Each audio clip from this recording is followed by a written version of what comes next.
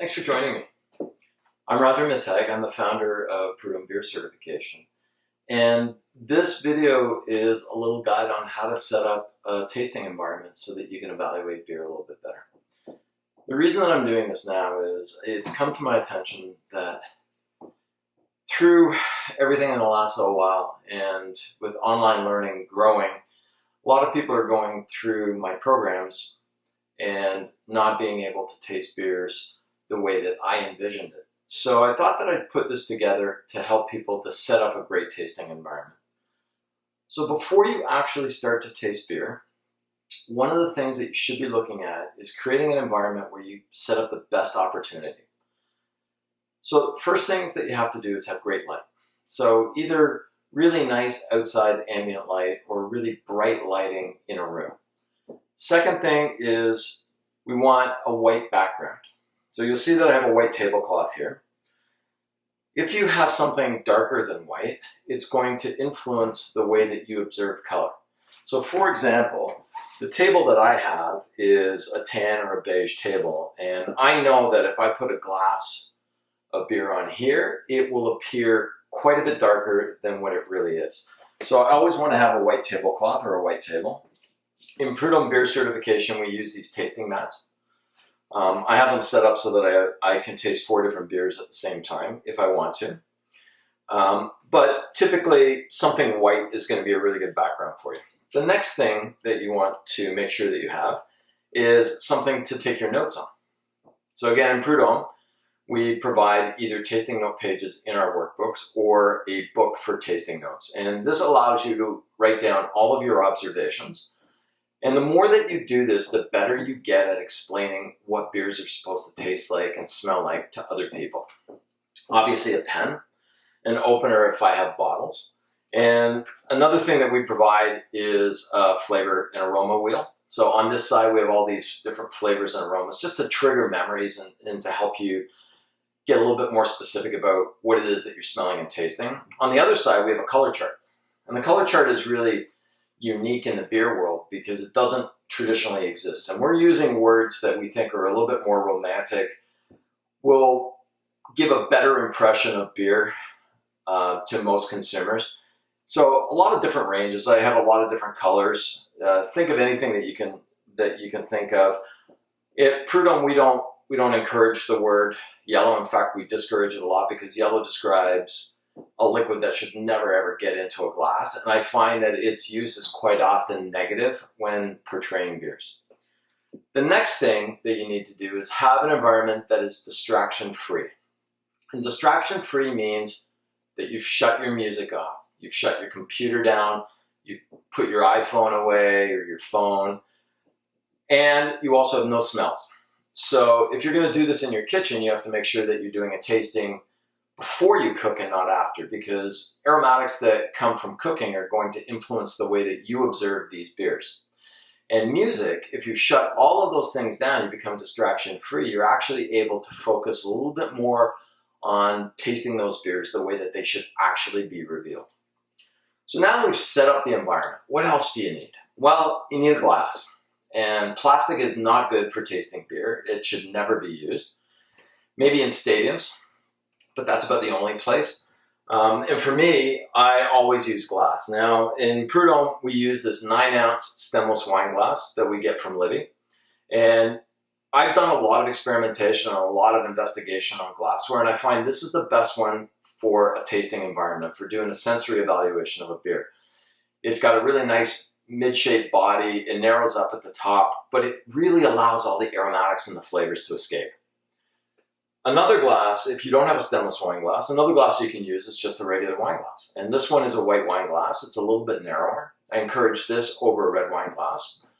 Red wines are just too broad and allow a lot of the characteristics of beer to escape. Narrow glasses actually help with CO2 and keeping CO2 in there.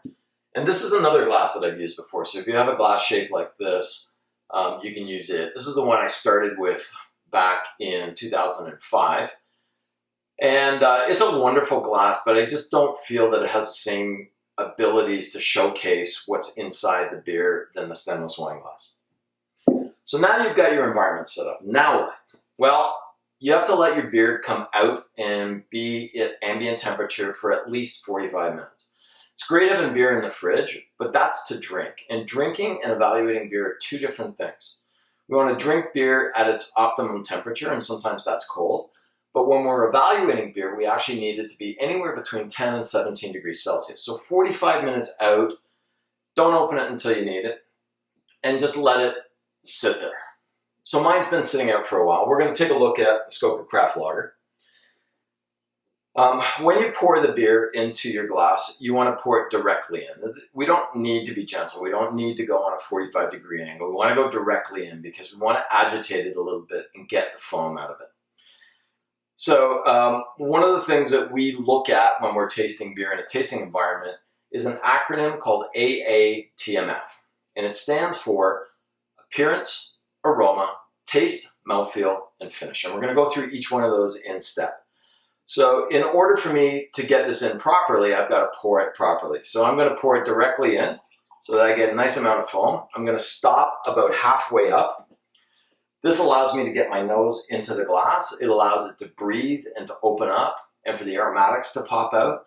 But it allows me to have a really good look at what the color is, what the clarity is, and what the head is on this beer. So I always look at the foam first because it dissipates rather quickly. So the foam in this case is white, it's quite dense on the top, it's got small little bubbles. Just gives me an idea of what kind of ingredients have been used to make this beer.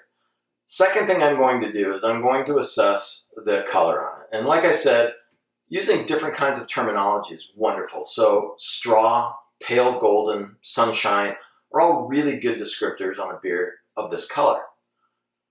So third thing is I'm going to look at the clarity. Now, we use three different terms in tasting. We use clear, hazy, and cloudy.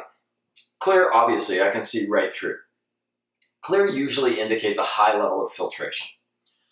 Hazy, on the other hand, is another word for translucent. It means I can see a little bit through, but I can't make out specific lines or words, and it's not crystal clear. It's got a slight veil around it. That usually indicates no filtration or subtle filtration, which is a lot of what craft brewers are doing these days. And the reason that they don't filter is the more you filter out flavor, and craft brewers want a little bit more body and flavor in their beers. So this one is slightly hazy. Cloudy means opaque. It means I can't see through it at all. It means there is nothing between me and what's on the other side of that glass. A lot of times people make mistakes looking at darker beers and assessing them as opaque because they don't think they can see through. So color quite often gives you the appearance of being opaque, but when you hold it up to light, you can actually see some clarity through it. So now we've gone through all of the appearance assessments.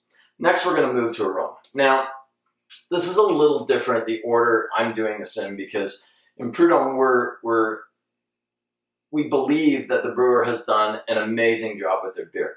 So we're not looking for defects or faults, but in a competition, or if you're a home brewer, you want to be able to find out whether your beer will stand up to the competition or whether it's the kind of characteristics that you've imagined.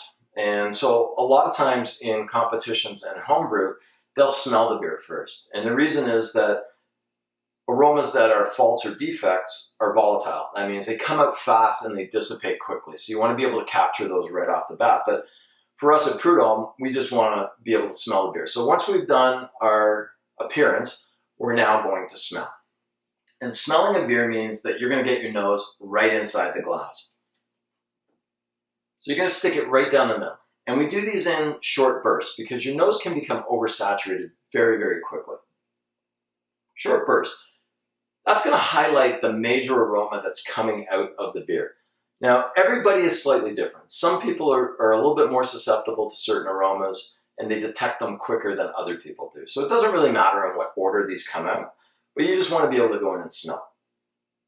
Once you've sat down and figured out what the major aromas are, and in this particular beer, I'm getting a lot of bread, white bread. So the inside of Wonder Bread. I'm getting a little bit of fruit, and I try to be more specific. So for me, it's like red apple sweetness that I'm getting. A touch of honey. There's a bit of fresh cut grass, straw and hay on here. So those are the major aromatics. Now, what you want to do is you want to smell around the rim. And when you smell around the side of the glass, what a lot of people forget is that aromas actually slide up the side of the glass and not just up the middle. So if you only go down the middle, you're missing a whole bunch of what's really in this beer. So now we start smelling a little bit more around the side of the glass. And this is a lager. And lagers and pilsners and helles are pretty simplistic beers. They don't really have a ton of aroma and flavor. For me, I give a beer typically 20 to 30 minutes to open itself up to me. Sometimes you're going to end a lot faster. But on a beer like a lager or a pilsner or helles, it's not really important to last 20 to 30 minutes because they're relatively simple. They don't have a ton of different aromas and flavors to them. So you can cut it a little bit shorter. But for me, there's a little bit of fresh tea leaves on the side of this glass, a little bit more of the straw and the grass notes, and a little bit of cereal and toast on the side. So a couple of notes on smelling. One is the short bursts are really important because you can't oversaturate your palate and your nose. Second thing is if you feel that you can't smell anything anymore, what you do is you roll up your sleeve and you smell your forearm. It sounds weird, but it really works. And the reason it works is because your skin is something that you're accustomed to. So it really brings you back down to neutral. And it's a wonderful thing to do if you're doing multiple tastings at a time. I suggest you do maybe one or two when you're first starting out, just so that you don't oversaturate. So now we've done appearance and we've done aroma. So now we're going to take a taste. And when you take a taste, it's really important that you don't just plunk the beer into the middle of your mouth. What's more important is that you pull it through. So you open your mouth, you draw it from the tip of your tongue all the way through, and then you hold it in there for about 2 to 3 seconds.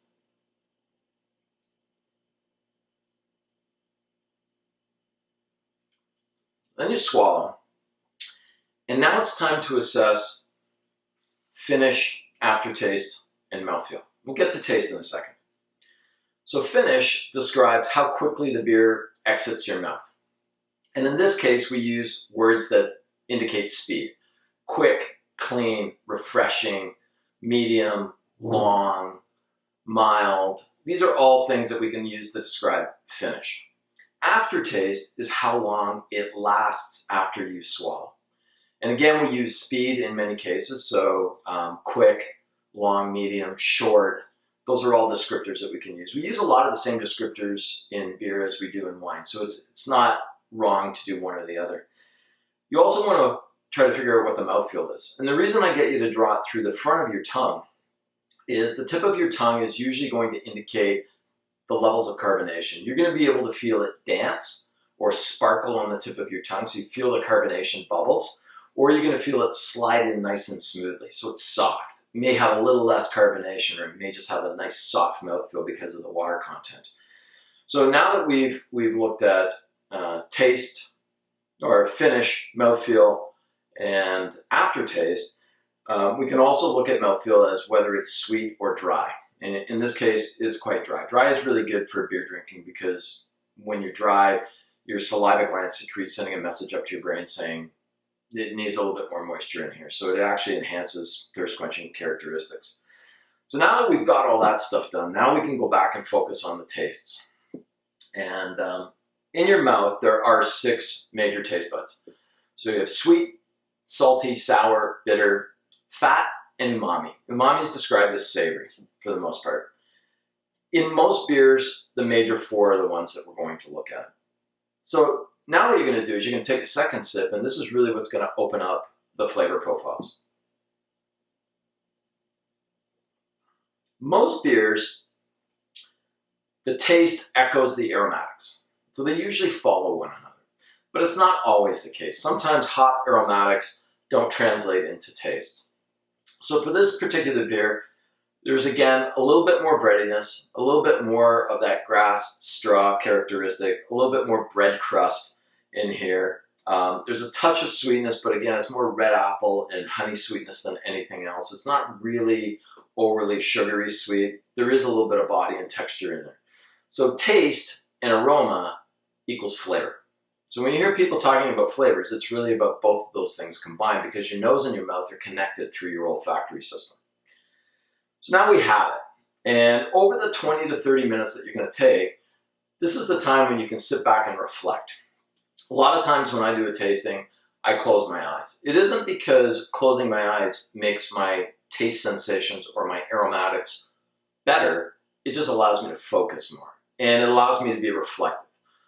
So when I'm tasting a beer, I quite often start with the big flavor, and then I try to break it down into more specific characteristics. So if I'm tasting bread, I'm really trying to isolate what kind of bread. So is it whole wheat? Is it white bread? Is it Wonder bread? Is it artisanal bread? French bread, bread crust, toast.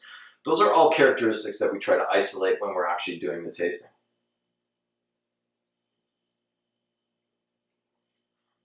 It's acceptable in the beer world to swirl your glass as well. So sometimes when we're going through the tasting and we're trying to figure out what other aromatics are in there, we'll swirl. And swirling activates carbonation and it drives up aromatics. My advice is not to swirl until you're probably 2 to 3 sips in, because the more you swirl, the more CO2 you're going to dissipate out of your glass, and it's going to taste a little bit flatter, a little bit softer.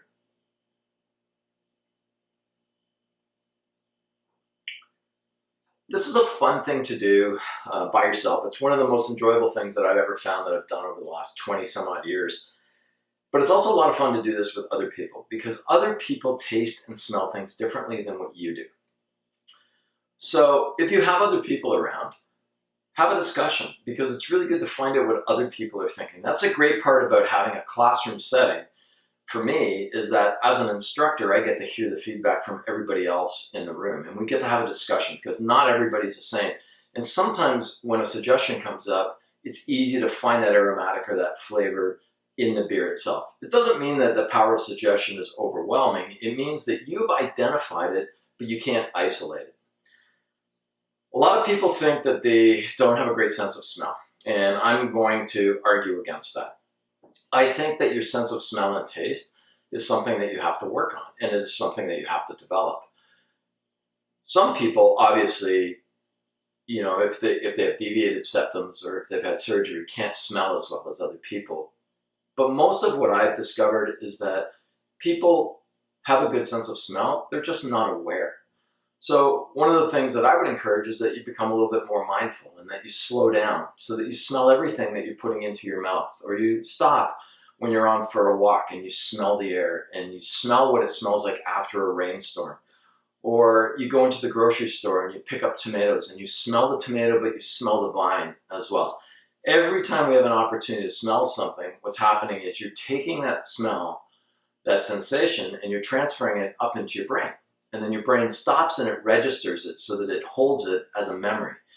And the bigger your memory bank becomes on smells and tastes, the better you will become at doing this. I'm now providing a list to our students on different kind of flavor and aromatic profiles that are available when you're doing a tasting. If you're interested, email me. I'll certainly send it to you as well.